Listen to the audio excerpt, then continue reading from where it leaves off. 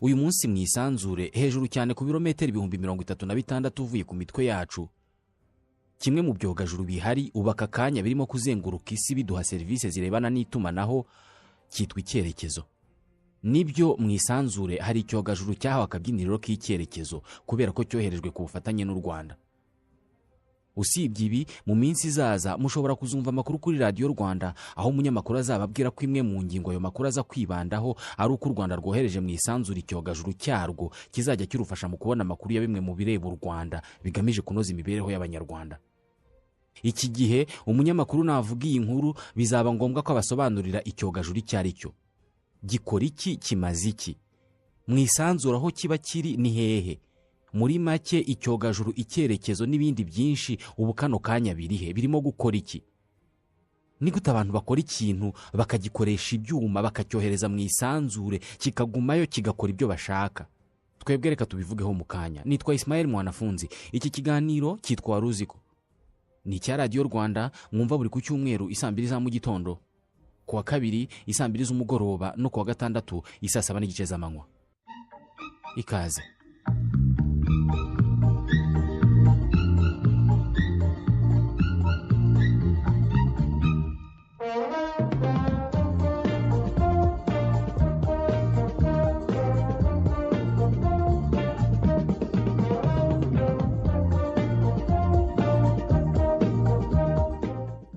Ikintu cyose kizenguruka umubumbe cyitwa icyogajuru. Ikintu cyose kizenguruka cyangwa se cyoga mu ijuru ry'umubumbe uwo ari wo wose ni icyogajuru. Ukwezi kuzenguruka uyu mubumbe wacu, ubwo ukwezi ni icyogajuru cy'isi, ni icyogajuru kamere. Usibye ukwezi, ibindi byogajuru byose bizenguruka isi ni ibyogajuru byakozwe n'abantu bakabyohereza aho ngaho mu isanzure. Ni amamashini aba arimo ibyuma bikora akazi ko gufata amakuru yo ku isi cyangwa se yo mu isanzure, ayo makuru bikayohereza ku isi, bikayoherereza abantu babyoherejeyo. Izi mashini ziba zirimo ibyuma nk'ibifata amashusho, ibifata amajwi, ibipima ingano y'ibicu bishobora guteza ibiza n'ibindi. Ni amamashini akomeye cyane ku buryo yihanganira umuriro wifashishwa mu kuyohereza mu kirere. Ni ibyuma bikomeye ku buryo bishobora gukorera akazi kabyo mu isanzure ahantu haba hari ubushyuhe bwa dogere Celsius 150 cyangwa se 150 munsi ya zero. Imashini ifite ingufu n'ubushobozi bwo gufata ifoto y'inzu utuyemo iri ku birometero ibihumbi 50. Amamashini yahimbwe kubera irushanwa n'ihiganwa n'ishyari no gushakisha umwanya wa mbere mu ikoranabuhanga hagati y'ibihugu bikomeye. Mu buryo butuje bigoye gukeka, uyu mubumbe dutuye uzengurutswe n'ibyogajuru birenga 1800 bikora akazi kabyo buri munsi. Ni ibya za leta z'ibihugu cyangwa se iby'abantu ku giti cyabo. Mu isanzure kandi hari ibindi byogajuru 2600 byapfuye bitagikora, ariko biracyazerera aho ngaho mu isanzure bucece. Umunyarwanda wahimbye ijambo icyogajuru agomba kuba yarakizi neza, agomba kuba yarazi imikorere y'aya mamashini. Uyu munsi biragoye gutekereza isi twabamo idafite ibyogajuru. Byahinduye imibereho yacu kuva mu myaka ya za 60 ubwo byavumburwaga. Namwe mu mamashini akora ibitangaza kurusha amamashini yose yahimbwe n'abantu. Bikora akazi kenshi nko kutubwira niba imvura izagwa mu kwezi gutaha. Bituma duhamagara abantu bo muri Amerika. Bituma tureba amateleviziyo y'i Burayi. Ingabo zacu zikabasha kumenya aho umwanzi aherereye, cyangwa se abashinzwe umutekano w'ikirere bakamenya ko hari indege yinjiye mu kirere cyacu. Nyamara mu myaka 70 ishize icyogajuru cyari ikintu kiri mu bitekerezo by'umuntu. Cyari igitekerezo cyari mu mutwe w'umwongereza wamenyekanye cyane mu kuzana ibitekerezo byiganjemo amakabya nkuru bitagaragaza na gato uburyo byashyirwa mu bikorwa. Arthur C. Clarke niwe muntu wa mbere wagize igitekerezo cyavuyemo ibyogajuru by'uyu munsi. Mu 1945, imyaka 12 imbere y'uko icyogajuru cya mbere cyoherezwa mu isanzure, bwana Arthur Clarke yanditse inkuru mu kinyamakuru cyitwaga Wireless World Magazine avuga uburyo abantu bashobora gukora imashini. Iyo mashini bakayishyira ahantu ishobora kubona isi yose, ni ukuvuga hanze y'isi, ku buryo ishobora gufotora ikintu cyose kiri ku isi, ikaba yafata ijwi ryose rivugiwe ku isi, cyangwa se ikaba yanahuza andi mamashini yose ari ku isi akagira imikoranire. Byari nk'ubuhanuzi. Ushobora kwibaza aho ibyogajuru byose byo mu isanzure biri kano kanya. Ni gute bafata imashini bakayijugunya mu kirere ikarenga aho isi ishobora kuyikurura, maze nayo igatangira kubaho nk'isi. ikabaho itembera mu busa cyangwa se muri vide. Reka uyu mubumbe w'isi dutuyeho tuwugereranye n'inka. Inka ishinze ibirenge ku butaka, nubwo iyi si yo nta hantu ishinze ibirenge. Isi iramutse imeze nk'inka, twebwe abayituyeho twaba tumeze nk'udusimba turi kuri ya nka. Twaba tumeze nk'ibirondwe bishinze ibirenge kuri ya nka. Ikirondwe kiri ku nka kiramutse cyubuye amaso kikareba hirya yacyo kikahabona indi nka. Ni nk'uko natwe twubura amaso tukareba mu kirere tukabona ukwezi. Haramutse habaye hari udukungugu cyangwa se udukoko nk'imibu irimo kuguruka hafi aho ngaho izenguruka ya nka dushinzeho ibirenge, uko niko ibyogajuru bimeze kuri twebwe mu gihe birimo kuzenguruka isi dushinzeho ibirenge. Uhagaze kuri equateur cyangwa se ku murongo muganda ugabanyamo isi kabiri, ukabara ibirometero 36,000 uvuye ku isi uzamuka mu kirere, waba ugeze aho bita kuri orbite geostationnaire. Aha ni ibyogajuru hafi ya byose bishinzwe itumanaho biherereye. Icyerekezo niho kiri kano kanya. Isi yizengurukaho ubwayo, isi irikaraga.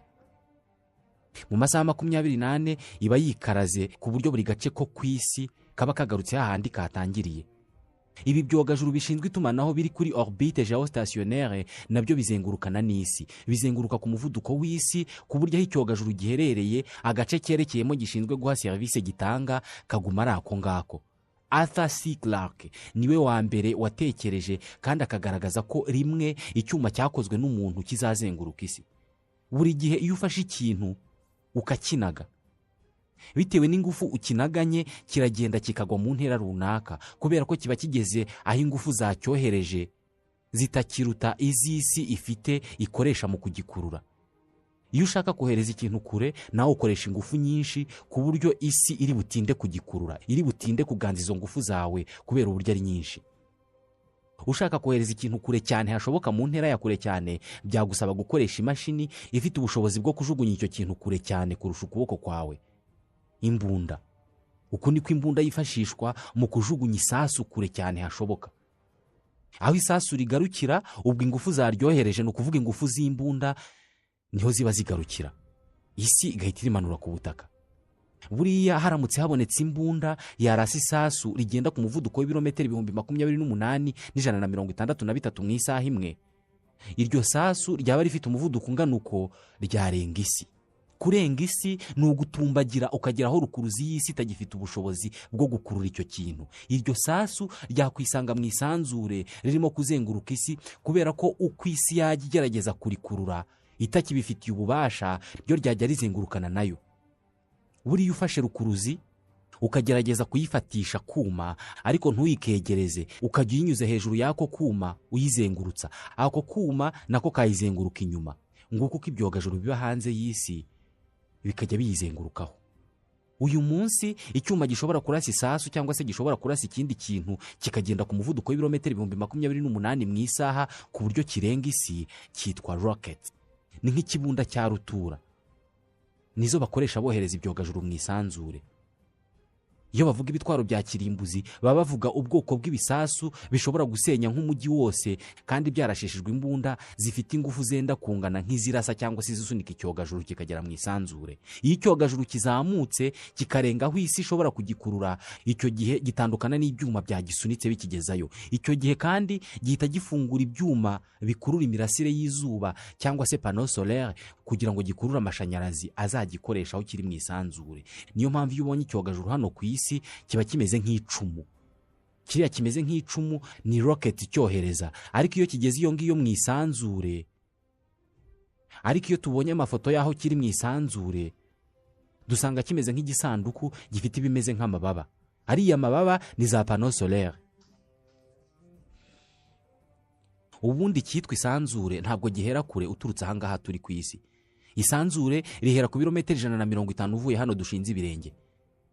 Munsi y'ibirometero 150 naho bita muri atmosphere, ni mu kirere cy'isi nyine. Aha ni naho indege zacu zigendera. Izi ndege zacu zigendera ku birometero 10 uvuye hano ku isi. Mu gihe ibyogajuru byinshi biri mu isanzure byo biri ku birometero bihera kuri 200 ukagera ku 1500 hejuru iriya. Hagati y'ibirometero 10,000 ukagera ku 20,020 ni ukuvuga nko gufata ubuso bw'u Rwanda ukaburambura ukabukoramo umurongo umwe uzamuka mu kirere, aho uwo murongo wagarukira haba ibyogajuru bishinzwe amerekezo. Nibyo bikoresha za GPS. Kwa twuma abantu babaza ngo Karongi ni he, kakakuyobora. Ibyogajuru ntabwo bizenguruka isi mu buryo bw'akavuyo. Buri cyose kiba gifite umurongo gikurikira, kubera ko mu kirere mu busa hari imirongo itagaragara ariko irahari. Hari ibyogajuru biri ku murongo uringaniye na ekwateri cyangwa se wa wundi ugabanyamo isi kabiri. Ni ukuvuga, utekereje uyu mubumbe w'isi uburyo uteretse mu isanzure mu busa, ukareba aho uriya murongo ugabanyamo uyu mubumbe kabiri uri, ukaba nk'uca umurongo uturuka ku isi ugakomeza mu busa hirya y'isi. Kuri uwo murongo nyine uringaniye na ekwateri niho hari ibyogajuru bishinzwe itumanaho. Kwanza buriya iyo bagutereye antene ya televiziyo ya indi y'igisahane, bayirebesha ahantu irebana neza neza na kimwe mu byogajuru biyiha amashusho, ku buryo amashusho aturuka kuri icyo cyogajuru aboneza neza neza muri cya gisahane kiri hejuru y'inzu yawe, maze ukabona televiziyo yo mu mahanga. Televiziyo iba yohereje amashusho kuri icyo cyogajuru nacyo kikayamanurira muri antene yawe. Hari ibindi byogajuru bizengurutse ku mirongo igabanyamo isi mu bice byinshi bihagaze. Icyogajuru cya mbere cyatumye abantu bashobora kureba televiziyo zo mu mahanga cyoherejwe n'Abanyamerika ku itariki ya 10 y'ukwa karindwi mu 1962 cyitwa Telstar. Ubwo nyine gutuma abantu bareba televiziyo ni ugufata amashusho y'ibirimo kubera mu byuma bya televiziyo akajya muri antene za televiziyo isakaza amashusho. Izo antene zikayatumbagiza mu birometero 36,000 ahari ibyogajuru bishinzwe itumanaho. Ibyo byogajuru nabyo bishinzwe itumanaho bigahita biyamanurira muri za antene zireba ku byogajuru ziri hejuru y'ibisenge by'amazu yacu. Uko niko Abanyakigali bareba CNN yo muri Amerika, uko niko Abanyamerika bareba televiziyo y'u Rwanda. Hari ibindi byogajuru buri munsi bihora byitegereza uyu mubumbe. Bimwe biba byitegereza ubwoko n'ingano y'ibicu biri ahantu runaka, ku buryo bamenya aho imvura ishobora kuza kugwa cyangwa se aho itazagwa. Hari n'ibindi bihora bifata amashusho n'amafoto by'isi. Hari ibyogajuru bita satellite d'observation. Ibyogajuru bifite kamera cyangwa se ibyuma bifata amashusho meza, ku buryo bishobora gufata amashusho y'ibintu biri ku isi bipima metero nkeya nk'inzu n'ibinyabiziga. Ni gute ibyogajuru nk'ibi bishobora gufata amashusho y'isi yose mu gihe runaka, kandi iyo biri hejuru iyo biba bishobora kubona agace gapima ibirometero runaka konyine? Ibyogajuru byinshi bifata amafoto ni ibyogajuru binyura mu nzira yitwa orbite polaire. Ni ukuvuga ko bizenguruka isi mu buryo bw'impagarike. Binyura mu majyepfo no mu majyaruguru y'umubumbe. Binyura ku mpera ebyiri z'umubumbe, kuri pole. Kubera ko byo bitagenda ku muvuduko nk'uw'isi, bihetura isi mu isaha imwe n'iminota 40. Ariko kubera ko isi nayo yizengurukaho iva mu burasirazuba yerekeza mu burengerazuba, bituma cya cyogajuru cyanyuraga inzira imwe kizenguruka umubumbe mu buryo bw'impagarike kireka gukomeza kunyura ya nzira imwe, kubera ko umubumbe nawo uba urimo kwikaraga mu buryo bw'intambike mu gihe cyo kirimo kugenda mu buryo bw'impagarike. Red Blue JD. Inzira zacyo zihita zimera nka ya migozi ibanga umupira wa karere, ku buryo nyuma y'igihe runaka kisanga cyanyuze hejuru ya buri gace k'isi. Uko niko hari ibyogajuru bishobora gufata amashusho ya buri gace ko ku isi. Nk'icyogajuru cyitwa Spot giheruka koherezwa mu kirere, gifite za kamera zifite ibyitwa resolution y'amabara ya metero 5. Bivuze ko gifite ubushobozi bwo gufotora ikintu kiri ku butaka gifite metero 5 kikaza gisa neza cyane. Aya mashusho kiyoherereza abagikoresha bari ku isi, kikayohereza gikoresheje inzira zinyuramo amakuru ya radio, onde radio. Inzira ziri mu kirere zirimo kunyuramo aya majwi yanjye akabageraho ayunguruye. Hari ahantu uzajya ukabona ku bisenge by'amazu cyangwa se ku nkingi runaka hari bya antene by'ibisahane cyangwa bya bintu bimeze nk'ibidasesa binini cyane biri hejuru y'ibisenge by'amazu nk'ibiri hejuru y'ingi nicayemo.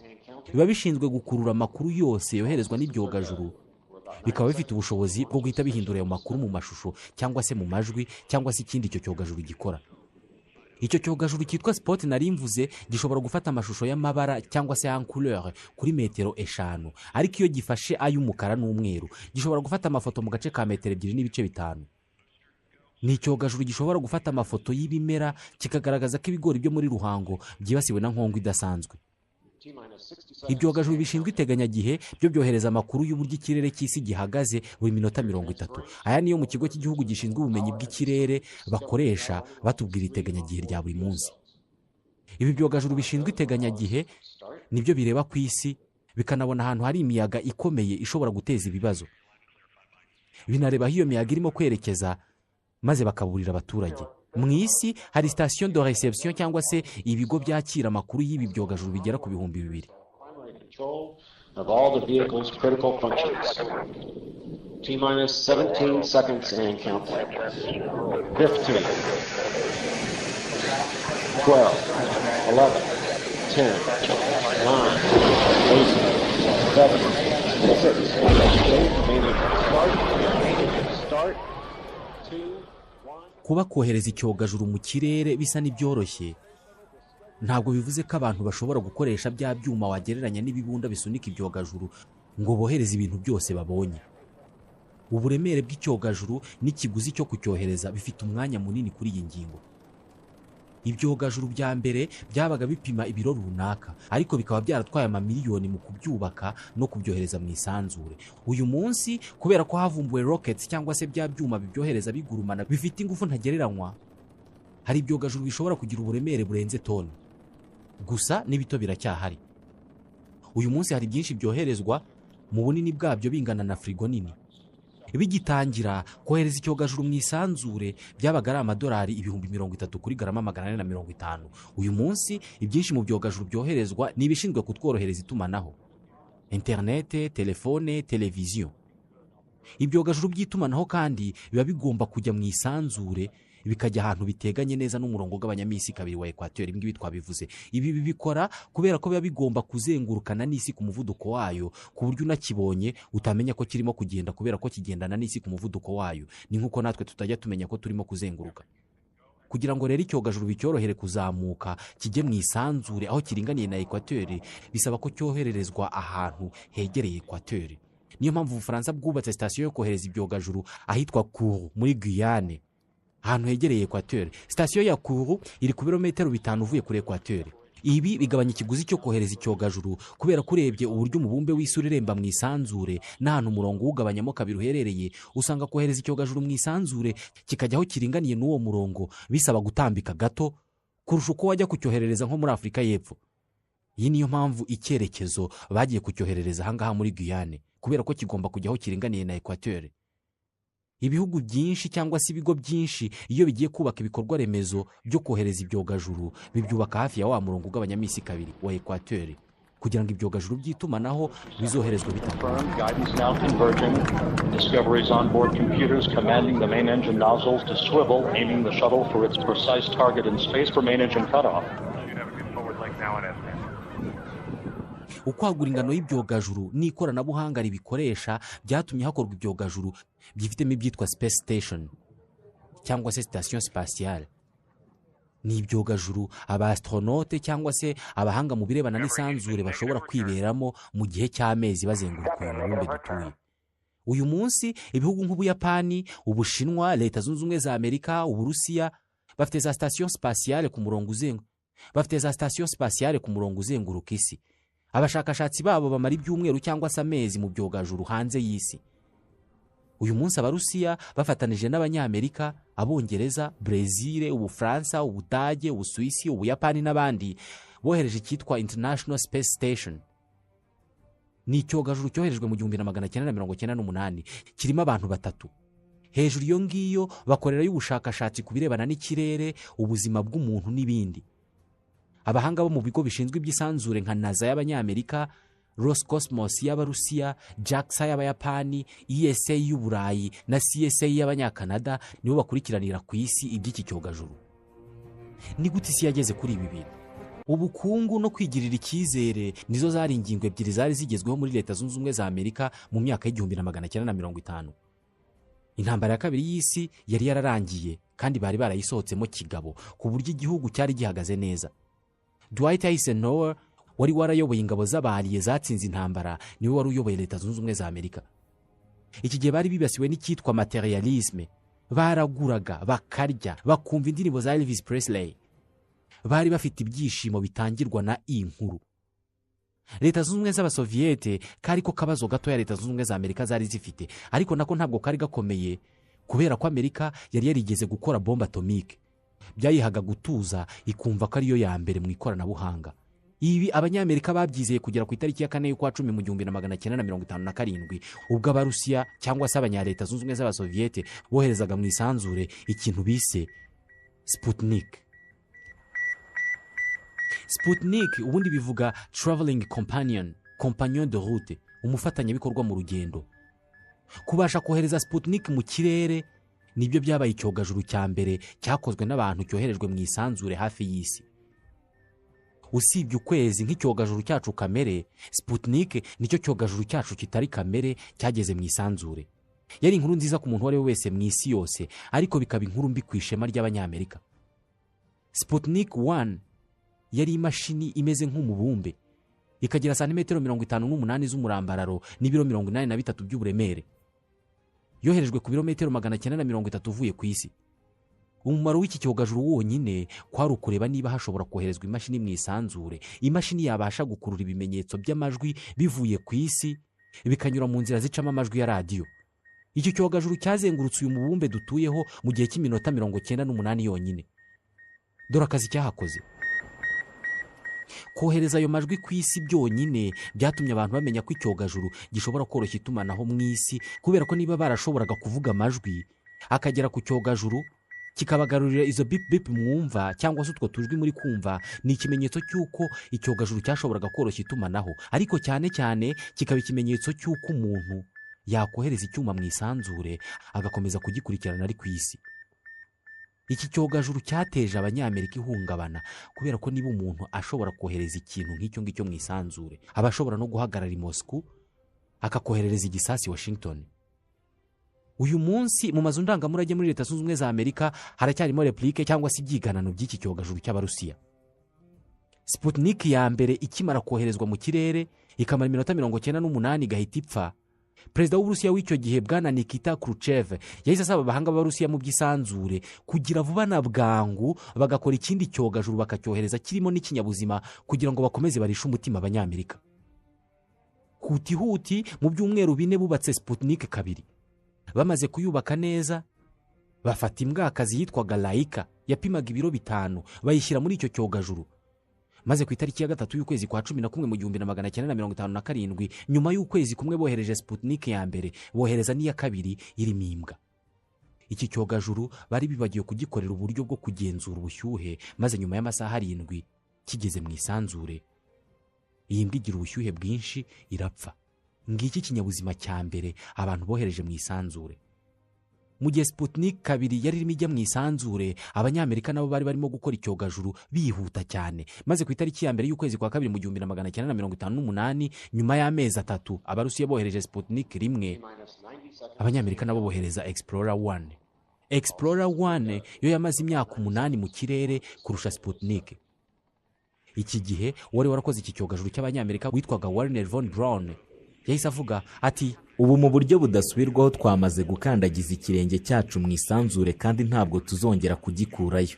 Nubwo kohereza Sputnik 1 byarishije Abanyamerika umutima, Red Blue JD. ariko hari n'akantu keza babikuyemo. Mu kohereza Sputnik ya mbere mu by'ukuri Abarusiya badukoreye ibintu byiza cyane, kuko bakuyeho imbogamizi zose zirebana n'amategeko mu kuba twakwinjira mu kirere cy'abandi dukoresheje icyogajuru. Kubera ko ari bo babikoze bwa mbere, ntaho bari guhera baburana kubera ibyo twakoze nyuma yabo. Yitwa Duane Day, ni umusesenguzi wa gahunda zirebana n'ikirere mu kigo cy'Abanyamerika gishinzwe gahunda z'ikirere. Iki gihe amamiliyoni y'amadolari yahise atangira gusohoka mu isanduku ya Leta y'Abanyamerika bakora ubushakashatsi bubaka ibyogajuru, kubera ko ntabwo bigeze bishimira kuba bakabiri mu kugaragaza ubuhangange nk'uko n'ubu batabyishimira. Ubundi ibintu byo kohereza ibyogajuru mu kirere ni igitekerezo cyavuye ku buhanga bw'Abanazi bwo kurasa ibitwaro bya kirimbuzi bakoresheje rocket. Nyuma y'intambara ya kabiri y'isi, abahanga mu kurasa ibi bisasu noneho bashatse uburyo bakoresha iryo koranabuhanga ryo kurasa ibisasu, ariko noneho aho kurirashisha ibisasu bakarirashisha ikintu cyazagirira isi akamaro. Bakarirashisha imashini irimo ibyuma bishobora kohereza amakuru biyakuye mu isanzure aho byoherejwe, ayo makuru agafasha abantu. Mu myaka 17 yakurikiyeho, Amerika yohereje ibindi byogajuru by'ubushakashatsi bibarirwa mu binyacumi. Byose byagenzurwaga kandi bigakurikiranwa n'ikigo Leta yari imaze gushinga cyari gishya cyane gishinzwe iby'isanzure cyitwaga NASA. Ni ikigo cyashinzwe gifite akazi ko kwitegereza no gukora ubushakashatsi mu isanzure, kandi bigakorwa mu mahoro. Gusa intego nyamukuru yacyo muri iki gihe kwari ukurusha Abarusiya amakuru ku birebana n'isanzure. Aba bombi bari mu ntambara y'ubutita. Gusa mu 1961 Abarusiya bongeye gukubita Abanyamerika hababaza. ku itariki ya 12 y'ukwezi kwa kane leta zunze ubumwe z'abasoviyete zohereje mu isanzure ubwoko bw'icyogajuru bufite umwihariko. Icyogajuru cyarimo umuntu. Yuri Gagarin yabaye umuntu wa mbere wageze mu isanzure icyo gihe. Niwe muntu wa mbere wavuye mu isi akayitegereza ari hanze yayo yarangiza akayigarukaho, dukuyemo abavugwa mu iyobokamana. Yamaze mu isanzure isaha n'iminota 48 ahesha abarusi indi nsinzi. Akimara kugaruka yabwiye abanyamakuru ati, igihe narindi hejuru iriya ntabwo nigeze numva ndi njyenyine, kuko narinzi ko abaturage ba leta zunze ubumwe z'abasoviyete bose bari kumwe nanjye bakurikirana ibyo ndimo naho ndi. Hashize amezi 10 Alan Shepard yabaye umunyamerika wa mbere wageze mu isanzure. Ku itariki ya 28 y'ukwa kabiri mu 1962 yazengurutse uyu mubumbe inshuro 3 ari mu cyogajuru cyari gifite umuvuduko w'ibirometero 28 n'ijana mu isaha. Gusa nanone Amerika yari yongeye kuba iya kabiri inyuma y'Abarusiya. Abanyamerika benshi bari barimo kwibaza niba koko Amerika umunsi umwe izashobora gusohoza uyu muhigo wa Perezida John Fitzgerald Kennedy. Nizeye ko iki gihugu gishobora kwiha intego y'uko imyaka 10 ishira tuzaba twohereje umuntu ku kwezi tukamugarura ku isi ari muzima. Amamiliyaridi y'amadolari yahise ashorwa muri uyu mushinga, maze ku itariki ya 20 y'ukwezi kwa karindwi mu 1968 icyogajuru gipima toni 2857 n'ibiro 632 cyoherezwa gisunikwa na rockets 5 ku muvuduko w'ibirometero 28 mu isaha. Abanyamerika noneho bagera ku kwezi ku nshuro ya mbere mu isi. Nyuma y'iki gihe nibwo havutse ikoranabuhanga ryo kohereza mu isanzure ibyogajuru bishobora gufata amafoto yo ku isi bikagaragaza ahantu hari ibitwaro bya kirimbuzi n'igihugu biherereyemo. Uyu munsi kubera ibyogajuru abantu baba bafite iminsi yo kwimuka ahantu mbere y'uko hibasirwa n'imyuzure cyangwa se ibindi biza.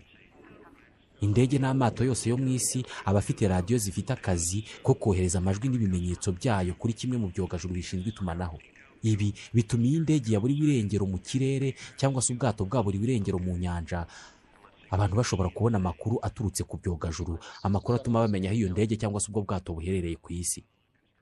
Ibi byatabaye ibihumbi by'ubuzima. Uyu munsi ibyogajuru bishinzwe amerekezo bivuyeho, indege nyinshi, amato, amamodoka yayoberwa ibyerekezo. Ibinyabiziga byinshi mu burengerazuba bw'isi birimo utwuma twitwa GPS twoherereza ibyogajuru ibimenyetso by'aho duherereye. Bityo icyo cyogajuru kigahita kiguha amakuru y'ahantu neza uri muri ako kanya. Mu myaka ya za 60 iyo hataza kubaho ibyogajuru bifite ubushobozi bwo gukura amashusho muri Amerika bikayamanurira mu mantene yacu atuma tureba televiziyo, byari kutugora kumenya uko abo mu burengerazuba bw'isi babayeho. Kubera itumanaho ryorohejwe n'ibyogajuru birasa naho uyu munsi nta gace kakiri kure mu birebana n'itumanaho. Amashuri yo ku Nkombo no mu bindi bice byibwiraga ko biri kure mu Rwanda mu minsi itari ya kera bashobora kuzaba bahamya bibi ngibi. Dusoreje ikiganiro wari uzi ko cy'uyu munsi. Ikiganiro tubashimira kuba mukurikira ni icya Radio Rwanda, mukurikira buri ku cyumweru isaa 2 za mu gitondo, kuwa kabiri isaa 2 z'umugoroba no kuwa gatandatu isaa 7 n'igice z'amanywa. Nitwa Ismael Mwanafunzi, ndabashimiye.